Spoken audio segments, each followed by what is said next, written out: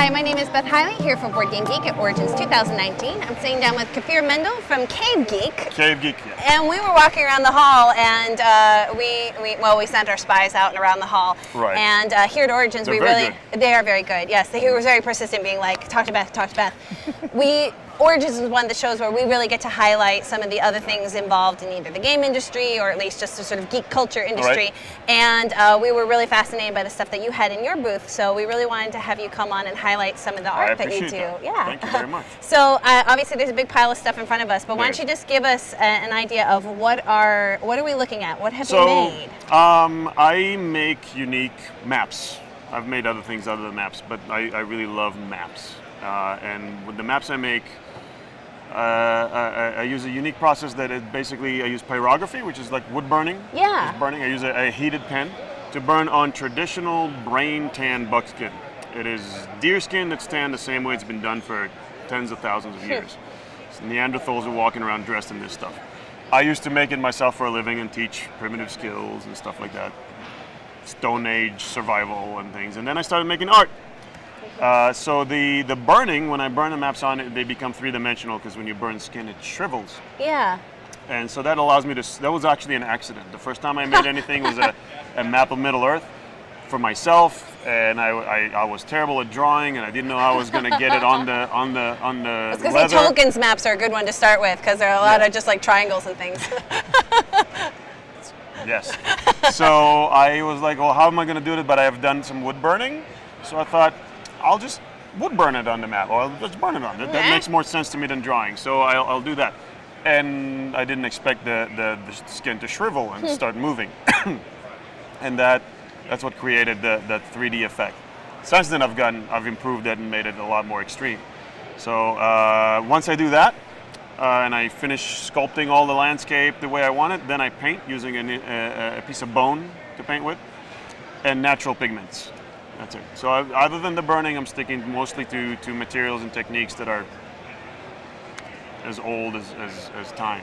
Now, aside from really having a love of maps, which I totally share with you, by the way, most of the art in our house is all maps of some kind. Nice. Yes. Which I might be stopping by your booth later after we're done. I'll hook you up. Are these just top, places that you have a personal interest in? Like, so we obviously have Hyrule here as our first one. So for the most part, yes. They're either. Sorry, I just banged on the microphone. They're either places that I'm a big fan of. Like Middle Earth was the first one I wanted to make. Yeah. Like it was when the Hobbit movies were coming out, and the idea popped in my head. Luckily, I didn't watch the movies before I made the map. Otherwise, I would have been totally turned off of it. So I've made Hobbit maps and Middle Earth maps and Game of Thrones, mostly maps of places that I'm a big fan of, or commissions where people who are big fans, or dungeon masters wanting their world or whatever. So stuff like that. For the most part, that's what I make. Either things that I love or things that other people love. I feel like this is the time to put me on the spot, just quiz me to see if I can get all these. Okay. Okay, so not only Hyrule. I mean, it has a title. Well, but this is Ocarina of Time Hyrule. It is. Well done. Well done. I have to be. Now I'll have to admit something. I have never played a single minute of any Zelda game. That's okay. Us who love it are just happy this exists. So basically one of my best friends asked me to make one, and I'm like, so which one should I make? And he's like, Ocarina of Time is the best one. I would agree with that. Well, I would like to play them. Until Breath of the Wild. Breath of the Wild should be your next one, probably. Yeah. So I get a lot of people asking for it, but it's so big. Well, that's true. All right, so I'm going to just gently put this one now. And then, okay, number 2, I'm guessing, is Avatar: The Last Airbender. You're good. Thank you. You're very good. Are you reading this somewhere? Is this are you cheating somehow? No. So this is Avatar: The Last Airbender. Yes. This one was a pain in the butt. I don't know if you can zoom in. Yeah, yes. Every little wave in the ocean. Because if you look at the Legend of Korra, the beginning sequence, this map is there, and it's got that pattern. I'm like, oh, that looks cool. I should do that. I should not. Hours and hours and hours later. It took 6 hours just to do that. And then I started painting each one, and I painted a good third of it until I realized, why am I doing this? I could just finger paint the whole damn thing. So it took like 3 hours to paint like a third, and then I finished the rest in half an hour, just like quickly. So yeah. All right. And if we had a light, if we had a low level light, like all of these things would cast shadows. Yeah. So what we don't. So Okay, now this is the actually one, the most recent commission that I finished. This is the one I don't know. Really? Yes. Okay. Oops, I keep bumping the microphone. Sorry. Do you want me to tell you? Yes, please. Or we can like riddle you. So there's a tower, obviously, and it's black. Oh, wait, And it's- Westworlds. No. Oh. The tower? Wait, no, really? Well, we sort of enter into the digital land of beyond. That's what I thought maybe that would be. Okay. And it's got this feeling of like, and it's got world and all that. Can they see? Yeah, they can see the title. Which is like 3 layers of different things on here, Yes. because you have all the letters themselves And are it's another all layer. buckskin, and it's cut and burned and painted. And how are the layers constructed? Like, so if we have the base layer and the sign layer and the letter layer, how are they all? I just cut them and glue them on. It's simple.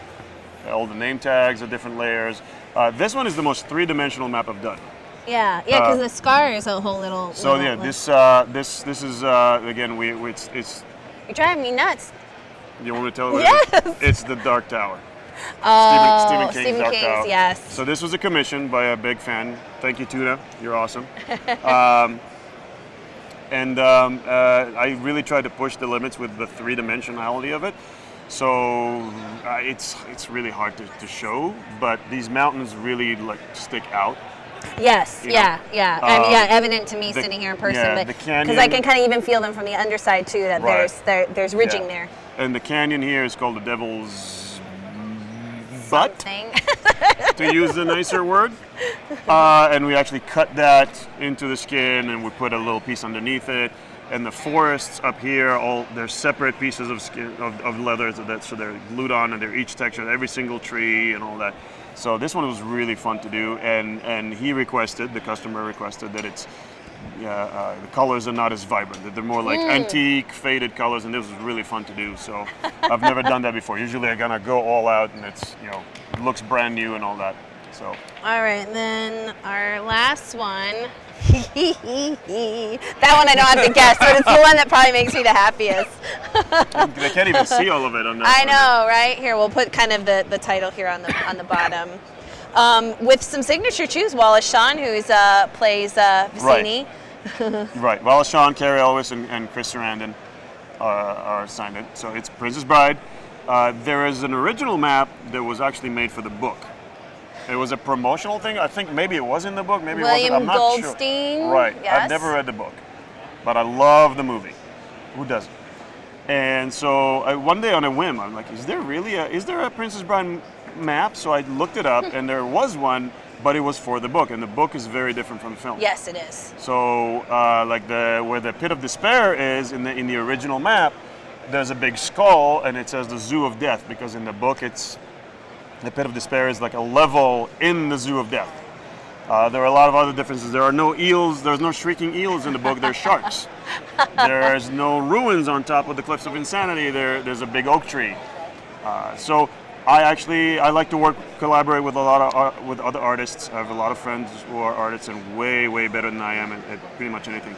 And so I commissioned a friend of mine to take that map, change this, and this to make it more, fitting the movie. Aligned movie, yeah. And then I burned it on the skin. So again, if we had a light, this would be 3-dimensional, but we don't. So and then the original map actually had Humperdinck's seal on it, and I said I can't do that. So I covered it up with the Dread Pirate Roberts. Yeah, with his flag. Yeah, and this supposedly is ship, so.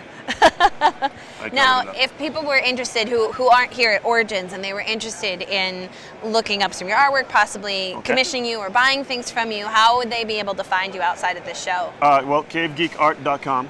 Easy enough. CaveGeekArt.com. CaveGeek Art on anything, really. Instagram, Facebook, YouTube. I've got some time-lapse videos. That would be neat. And on Twitch. I do all this work live on Twitch. Which is what we're broadcasting on right now. So go look for CaveGeek Art on Twitch, and you'll find me. I am definitely not PG.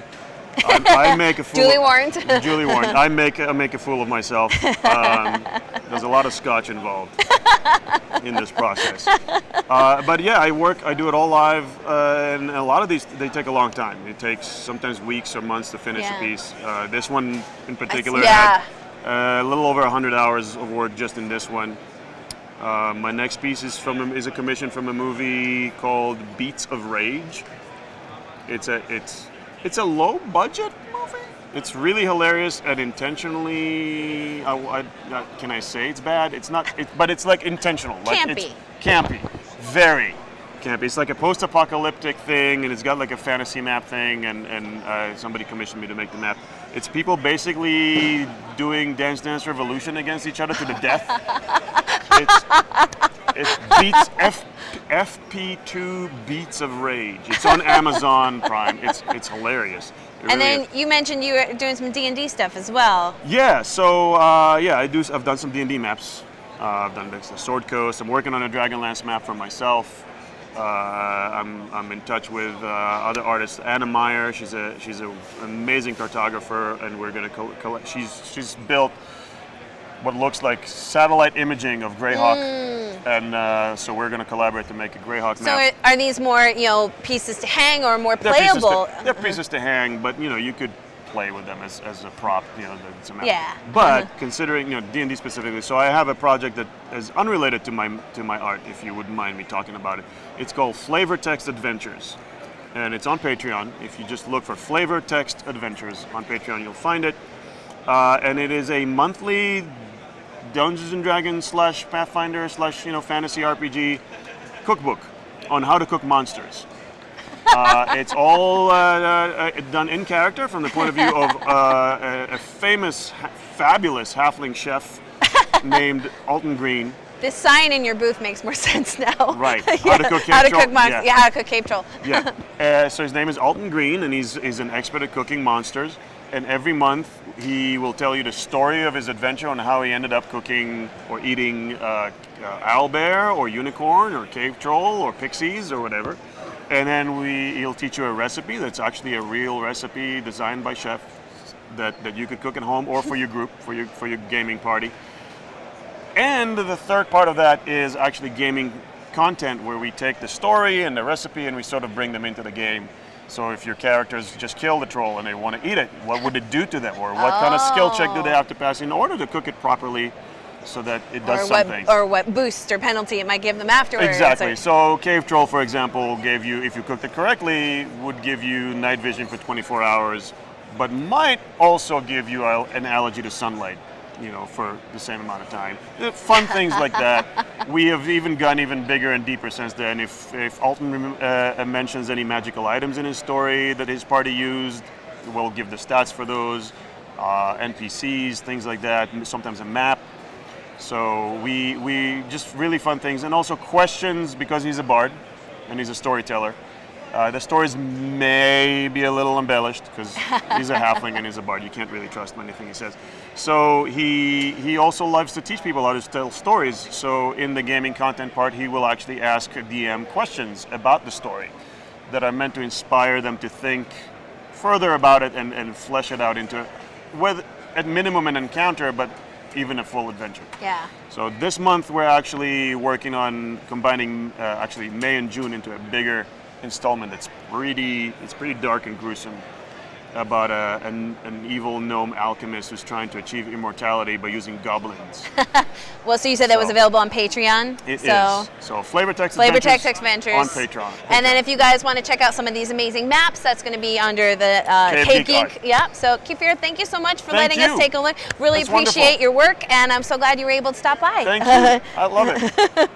All right.